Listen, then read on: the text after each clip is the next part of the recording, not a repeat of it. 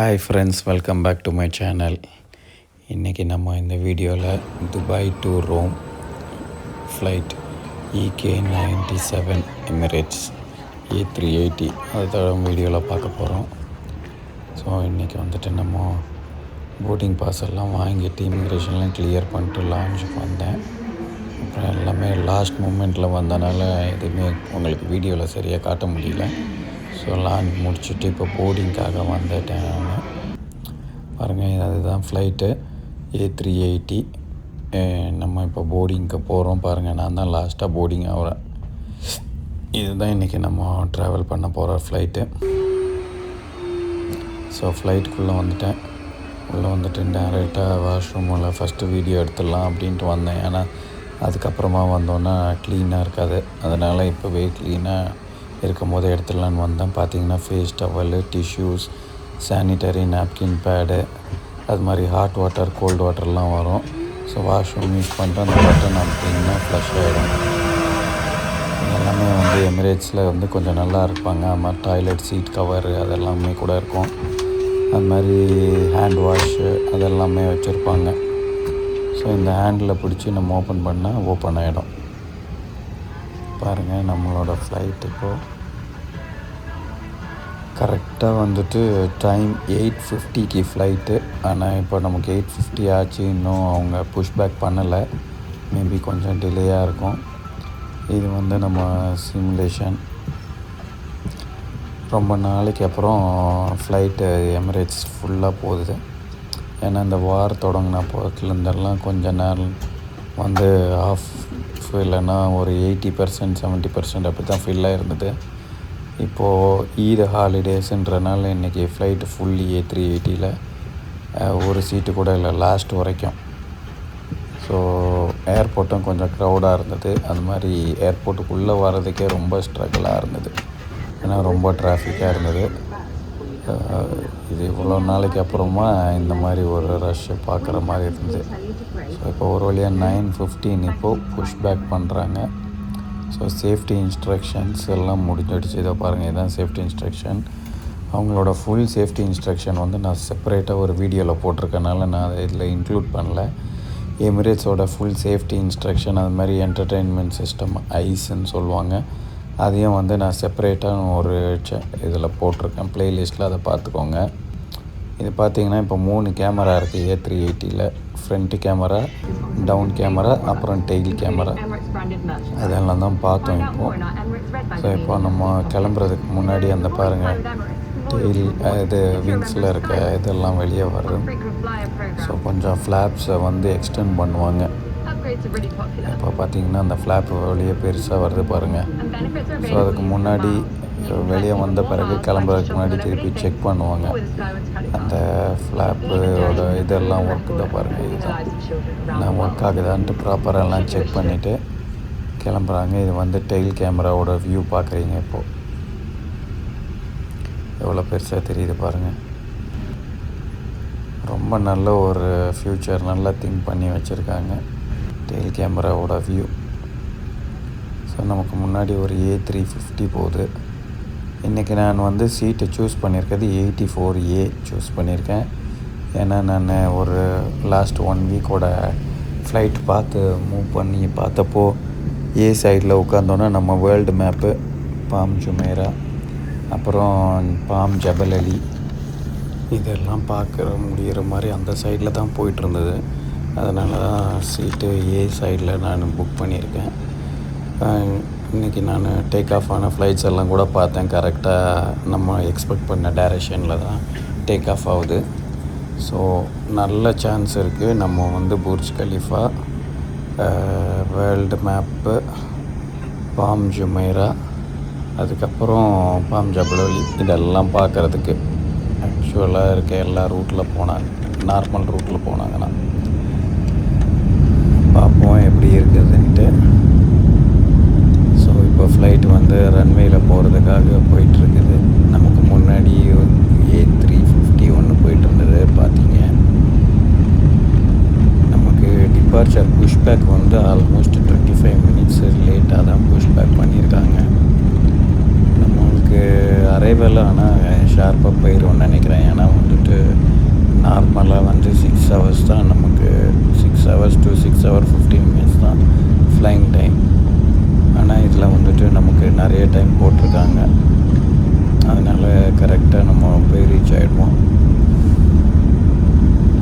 So இப்போ take off ஆக போது பாருங்கள், நல்லா ரன்வேல ஸ்பீடாக போயிட்டுருக்குது. அது டேக் ஆஃப் ஆகிடுச்சு. ஸோ டேக் ஆஃப் ஆகிடுச்சு. கீழே நீங்கள் லெஃப்ட் சைடில் பார்த்தீங்கன்னா தெரியும், A380 பார்க் பண்ணியிருந்தாங்கன்னா அது பக்கத்தில் நார்மல் ஃப்ளைட்டு பார்க் பண்ணியிருந்தாங்கன்னா எவ்வளோ சைஸ் டிஃப்ரென்ஸ் இருக்குன்ட்டு தெரியும். அதை பாருங்கள், லெஃப்ட்டில் இருக்குது பாருங்கள். அதுக்கு பக்கத்தில் அப்படியே பாஸ் பண்ணி பார்த்தீங்கன்னா தெரியும், அதுக்கு பக்கத்தில் குட்டியோண்டா ஒரு ஃப்ளைட் இருக்குது. அதுதான் நார்மலாக நம்ம இந்தியாவுக்கெல்லாம் போகிற ஃப்ளைட்டு. ஸோ அவ்வளோ சைஸ் டிஃப்ரென்ஸ் இருக்கும் நம்ம A380க்கும் மற்ற ஃப்ளைட்ஸ்க்கும். ஸோ நல்லா டேக் ஆஃப் ஆகிடுச்சு. ஆனால் ரொம்ப பம்பியாக இருக்குது. லெஃப்ட் சைடில் பாருங்கள், புர்ஜ் கலிஃபா தெரியுது. கொஞ்சம் இதாக இருக்கனால, புகை மூட்டமாக இருக்கனால அந்த அளவுக்கு கிளியராக தெரியல. இருந்தாலும் நம்ம நேக்கட் ஐயில் பார்க்குறப்போ தெரியுது. ஸோ இப்போ லெஃப்ட் சைடில் பார்த்தீங்கன்னா அந்த ட்ரை டாக்கு, அதாவது ஷிப்பிங் யார்டு இதெல்லாம் இருக்கும். நார்மலாக சென்னை போகிறதுக்கு வந்துட்டு அப்படியே இங்கேயே யூட்டன் அடிச்சிருவாங்க. நமக்கு லெஃப்ட் சைடில் உட்காந்தா பாம் ஜுமேரா தெரியாது, ரைட் சைடில் உட்காந்தா தெரியும். ஆனால் இந்த ஃப்ளைட் வந்து அபுதாபி, சவுதி, அந்த ரியாத் வழியாக போகிறனால கொஞ்சம் லாங்காக போயிட்டு தான் போகிறாங்க. பாருங்கள் எவ்வளோ கீழே டர்ன் பண்ணுறாங்க பாருங்கள். நார்மலாக கொஞ்சம் ஃப்ரண்ட்டில் போய் தான் லெஃப்ட்டில் டர்ன் பண்ணுவாங்க. ஆனால் இங்கே வந்துட்டு நமக்கு கொஞ்சம் ஃப்ரண்ட்டில் போனோன்னா ஈரான் வந்துடும். ஸோ அவங்க எந்த அளவுக்கு ஈரானுக்கு க்ளோஸராக போகிறத அவாய்ட் பண்ண முடியுமோ அவ்வளோ அவாய்ட் பண்ணுறாங்க. அதனால தான் டேக் ஆஃப் ஆகிட்டு இங்கேயே வந்துட்டு டர்ன் பண்ணுறாங்க. லெஃப்ட் சைடில் பார்த்தீங்கன்னா உங்களுக்கு இது தெரியும், புர்ஜ் கலிஃபா தெரியும்.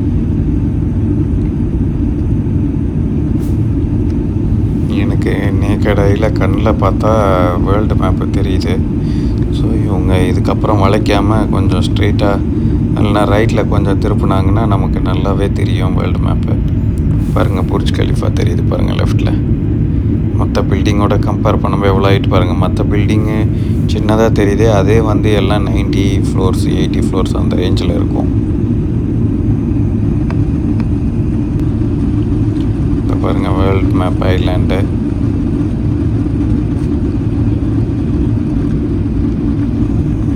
எவ்வளோ அழகாக போகுது பாருங்கள். ஸோ நமக்கு தூரமாக லெஃப்ட்டில் வந்துட்டு பாம் ஜுமேராவும் தெரியுது. இது அப்படியே திருப்பாமல், லெஃப்ட்டில் திருப்பாமல் இன்னும் கொஞ்சம் ஸ்ட்ரெயிட்டாக போனாங்கன்னா பாம் ஜபல் அலி கூட பார்க்கலாம். நான் இது வரைக்கும் பாம் ஜபல் அலி மேலே போனதில்லை. ஸோ இதில் வந்துட்டு நம்ம போகலாம்.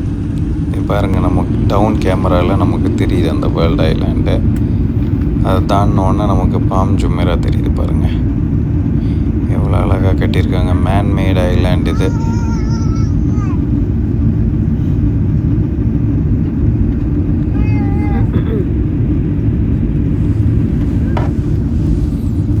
பாருங்கள், பாம் ஜுமேரா இது. இதுக்கப்புறம் தூரத்தில் பாம் ஜபல் அலி தெரியுது என் கண்ணில். ஆனால் இப்போவே கேமராவில் காட்டணுன்னா தெரியாது. இதை பாருங்கள், இது பாம் ஜுமேரா தான் இப்போ போயிட்டுருக்கோம். அட்லாண்டிஸ் ஹோட்டல் தெரியுது. ஸ்ட்ரைட்டாக நமக்கு நேராக இருக்கிறது வந்து அட்லாண்டிஸ் ஹோட்டலு.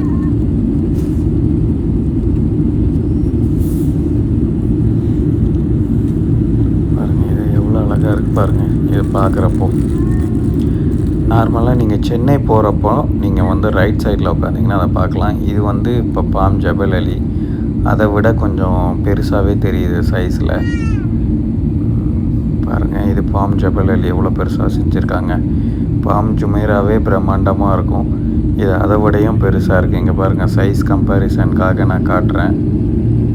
லெஃப்ட் சைடு இது பாம் ஜுமேரா, ரைட் சைடில் இருக்கிறது பாம் ஜபல் அலி. இதை பாருங்கள், இன்னும் பில்டிங்ஸ் எல்லாம் ஒன்றும் வரல. ஜஸ்ட் இப்போ தான் மண் போட்டு இது பண்ணுறாங்க. இங்கே கரெக்டாக நமக்கு லெஃப்ட் எடுக்கிறாங்க. ஸோ அதுக்கு மேலே போனாங்கன்னா சொதப்பிடும். அந்த கொஞ்சம் ரைட்டில் போனாங்கன்னா நம்ம ஃபுல் வியூ கிடைக்கும். ஆனால் இங்கே திருப்புறதை பார்த்தா அதுக்கு மேலே தான் போவாங்கன்னு நினைக்கிறேன். பாருங்கள்,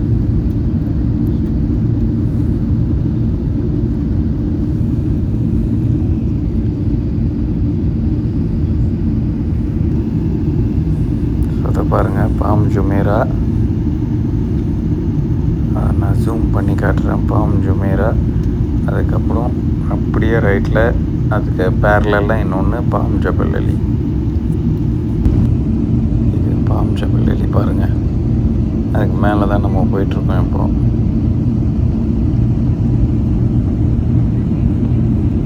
கடலில் எவ்வளோ மண்ணை கொட்டி எப்படி பண்ணியிருக்காங்க பார்த்தீங்கன்னா ஆச்சரியமாக இருக்கும். இந்த காந்தி ஃப்ரண்ட்லாம் வந்தோன்னா பாருங்கள், இந்த ரவுண்டாக தெரியுது. இதெல்லாம் பார்த்திங்கன்னா அக்ரிகல்ச்சர் பண்ணுறது. அவங்க இந்த மாதிரி கோதுமை இல்லைன்னா ரைஸ் இது மாதிரி ஏதாவது அக்ரிகல்ச்சர் பண்ணுறாங்க. நிறைய பேருக்கு டவுட் இருக்கும், இது என்னது இது ஃப்ளைட்டில் போகிறப்போ ரவுண்டாக தெரியுதுன்ட்டு. முன்னாடியெல்லாம் நம்ம இடம்லாம் பார்த்திங்கன்னா ஸ்கொயர் ஷேப்பில் இல்லை ரெக்டாங்கிள் ஷேப்பில் இருக்கும். இப்போ ரவுண்டு ஷேப்பில் தான் பண்ணுறாங்க. ஏன்னா அது தண்ணி ஸ்ப்ரே பண்ணுறதுக்கு ஈஸியாக இருக்கும் ஆட்டோமேட்டிக்காக மிஷினில். ஸோ அது தாண்டோன்னே லெஃப்ட்டில் ஏதோ ஒரு ஏர்போர்ட் ஒன்று தெரியுது. அது எந்த ஏர்போர்ட்டுன்னு தெரியல. ஆனால் வந்து பாம் ஜபல் அலிக்கு பேக்கில் வந்தாலே இந்த மாதிரி இந்த ஒரு ஏர்போர்ட் இருக்குது. ஒரு மெனு கார்டு கொடுத்துருக்காங்க, ஃபுட்டு மெனு. நிறைய வீடியோவில் சொல்லியிருக்கேன், எமிரேட்ஸில் வந்துட்டு ஃபுட்டு மெனு கார்டு கொடுப்பாங்க. இங்கிலீஷ் ப்ளஸ் அரபிக், அப்புறம் அந்த லோக்கல் லாங்குவேஜ் இருக்கும். இங்கே வந்துட்டு நமக்கு இன்றைக்கி வந்து இங்கிலீஷ் அண்டு அரபிக் மட்டும்தான் இருக்குது, லோக்கல் லாங்குவேஜ் இல்லை. ஸோ சிக்கன் அது மாதிரி பீஃப் இருக்குது. சிக்கன் கூட வந்து மேஷ்ட் பொட்டேட்டோ, அப்புறம் பீஃப் கூட வந்துட்டு மஷ்ரூம்ஸ் ப்ளஸ்ஸு ஃப்ரைட் பொட்டேட்டோ. அது மாதிரி பிரேக்ஃபாஸ்ட் வந்து இது மாதிரி எக்கு சாண்ட்விச் ஒன்று, அப்படி இல்லைன்னா ஆப்பிள் பை அது ஒன்று இருக்குது. ஸோ ரெண்டுத்தில் ஏதாவது சூஸ் பண்ணிக்கலாம். நான் வந்துட்டு மேங்கோ ஜூஸும் எக்கு சாண்ட்விச்சும் சூஸ் பண்ணேன். பாருங்கள், இப்போ நம்ம சவுதி அரேபியா மேலே போயிட்டுருக்கோம். டெசர்ட்டு அதுக்கப்புறம் பிளாக்காக தெரியுது. இது ஃப்ளைட் பார்த்தீங்கன்னா தெரியும். நம்ம சவுதி இதெல்லாம் தாண்டி போவோம். பாருங்கள், என் பனி இருக்குது பாருங்கள், ஸ்னோ இருக்குது. இது எந்த இடம் தெரியல. இப்போ மே மாதம் முடிய போது இந்த வெயிட்டில் கூட இவ்வளோ அழகாக ஸ்னோ தெரியுது. ரொம்ப ஆச்சரியமாக இருக்குது. அந்த இடத்துல மட்டும் மேகமும் இருக்குது. இது அநேகமாக இது லெபனான் மாதிரி தெரியுது. ஏதோ ஒரு ஏர்போர்ட்டும் இருக்குது பாருங்கள்.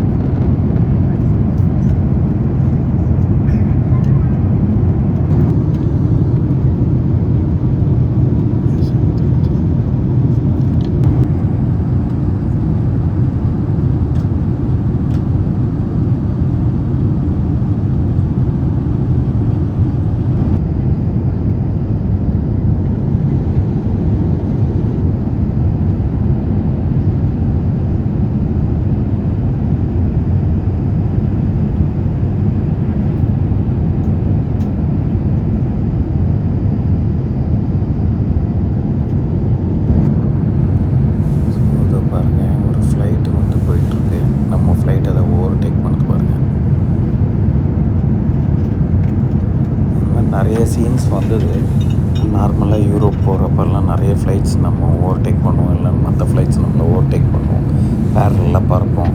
ஆனால் இது கொஞ்சம் க்ளோஸ்அப்பாக இருக்கனால இது கிளியராக கிடச்சிது. மற்றதெல்லாம் வந்துட்டு வீடியோவில் கிடைக்கல. அது பாருங்கள், அப்படியே ஸ்லோவாக நமக்கு ஃப்ளைட்டுக்கு அடியில் போகுது பாருங்கள். இப்படியும் ஒரு 2000 அடி டு 3000 அடி டிஃப்ரென்ஸ் இருக்கும். அது அப்படியே நம்ம ஃப்ளைட்டுக்கு அடியில் கிராஸ் ஆகி அந்த சைடு போகுது.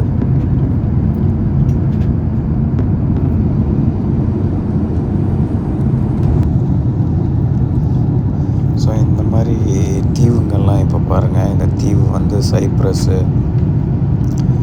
அந்த மாதிரி தீவுங்கள்லாம் வரும். நிறைய ஏகப்பட்ட தீவுங்க வரும். இட்டலி பக்கத்தில் கிரீஸு இதெல்லாம் வந்து நிறைய தீவுங்க வரும். அதெல்லாம் பார்க்குறதுக்கே நல்லா இருக்கும். நமக்கு கேமராவில் ஃபோனில் அந்த அளவுக்கு கிடைக்க மாட்டேங்குது. பட் நேரில் பார்த்தா சூப்பராக இருக்கும். லஞ்சு ஷேர் பண்ணாங்க. நமக்கு வந்துட்டு நான் வந்து பீஃப் கேட்டிருந்தேன், அதை எடுத்துகிட்டு வர போயிருக்காங்க. மற்றபடி பார்த்திங்கன்னா ஒரு சலாடு, அதுக்கப்புறமா வந்துட்டு டெசர்ட் ஒன்று, அது மாதிரி கூல்ட்ரிங்க்ஸ், பன்னு அதெல்லாமே இருக்குது. இது வந்து நீங்கள் வீடியோவில் இப்போ பார்க்குறது சைப்ரஸ் பாருங்கள், 2 சைடு கடல் இருக்கு பாருங்கள்.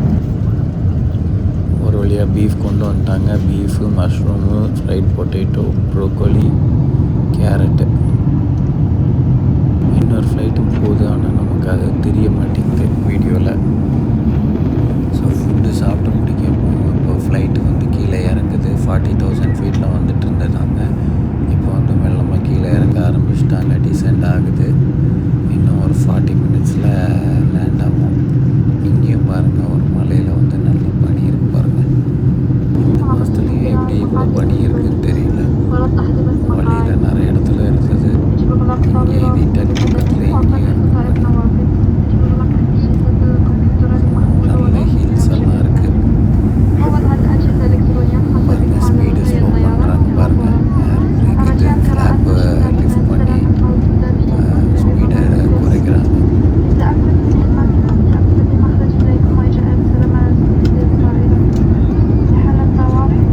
ஆன் டைம் போயிட்டுருக்கோம். நம்ம ஸ்டார்டிங்லேயே சொன்ன மாதிரி பாருங்கள், எவ்வளோ அழகாக இருக்கு பாருங்கள்.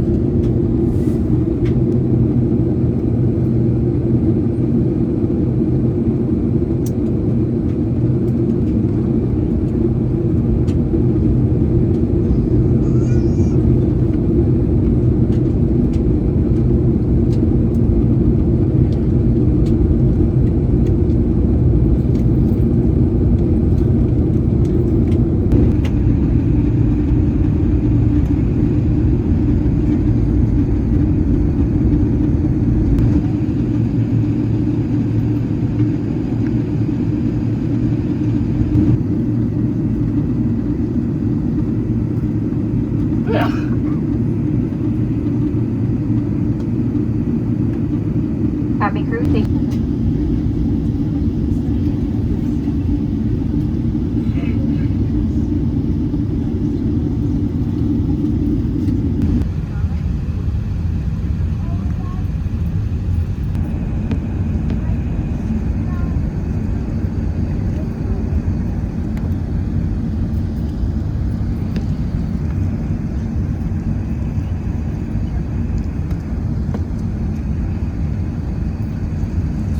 Final landing approach.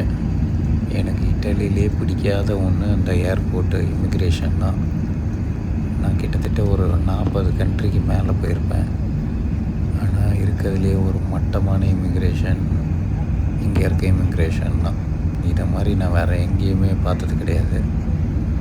ஏன்னா எப்படியும் ஒரு 2.5 hours ஆகும் நீங்கள் வந்து ஃப்ளைட்டில் இருந்து இறங்கி அந்த இமிக்ரேஷனை கிளியர் பண்ணுறதுக்கு. இந்த 2.5 hours நான் சொல்கிறது வந்து ரொம்ப மினிமம். அன்லஸ் அன்டில் நீங்கள் இறங்கி ஓடினா மட்டும்தான் தப்பிக்க முடியும். இல்லைன்னா வந்துட்டு லைனில் நிற்பீங்க. ரொம்ப க்ரௌடாக இருக்கும். ஆனால் கவுண்டர் கொஞ்சம் கம்மியாக வச்சுருப்பாங்க. ஸோ இன்றைக்கி என்ன ஆக போகுதுன்னு தெரியல. ஏன்னா நான் இங்கேருந்து அடுத்து நேபிள்ஸ்க்கு வேறு போகணும். ட்ரெயின் வேறு போட்டிருக்கேன். இவங்களை கணக்கு பண்ணி ஒரு 3 hours லேட்டாக தான் போட்டிருக்கேன். நான் இங்கேருந்து ரோம் ஏர்போர்ட்லேருந்தே நம்ம ரோம் சென்ட்ரலுக்கு போகிறதுக்கே ஒரு 45 minutes ஆகும். நான் ட்ரெயின் டிக்கெட் புக் பண்ணப்போ நான் அந்த டைம் எடுக்கிறதுக்கு மறந்து போயிட்டேன். ஸோ இது எப்படி இன்றைக்கி ஆகும்ன்ட்டு ரொம்ப டென்ஷனாக இருக்குது. ஸோ போய் பார்க்கணும். இப்போ லேண்ட் ஆகிற பாருங்கள் டச் டவுன் ஆன ஒன்று இப்போது ஃப்ளாப் எல்லாம் ஓப்பன் ஆகி எல்லாமே ஸ்பீடெல்லாம் குறையுது பாருங்கள். ஏரை தடுத்து காற்று எதிரில் வர காற்றை தடுத்து நம்ம ஃப்ளைட்டோட ஸ்பீடு ஸ்லோவாகும். ஸோ அதுக்காக தான் இதை அப்ளை பண்ணியிருக்காங்க. நான் சொன்ன மாதிரி இறங்கி நம்ம ஃபாஸ்ட்டாக போகணும். லக்கேஜ் இல்லாதனால ஒரு அட்வான்டேஜ். நான் எப்போவுமே இந்த ஹேண்ட்பேக் மட்டும்தான் எடுத்துகிட்டு வருவேன். ஃபியூ டேஸ் ட்ரிப்புனா, இன்றைக்கும் ஒரு 2 days ட்ரிப்புன்றனால ஹேண்ட்பேக் மட்டும்தான் எடுத்துகிட்டு வந்திருக்கேன்.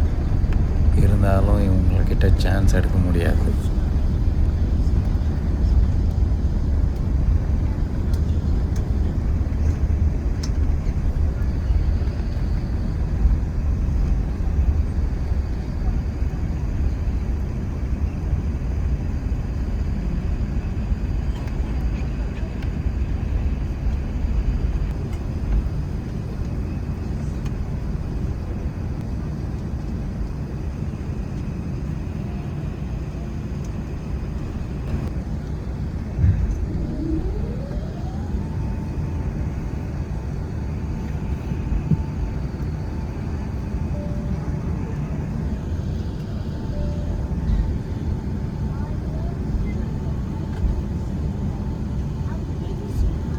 سيداتي وسادتي، مرحبا بكم في مطار ليوناردو دي فينشي فيوميتشينو، حيث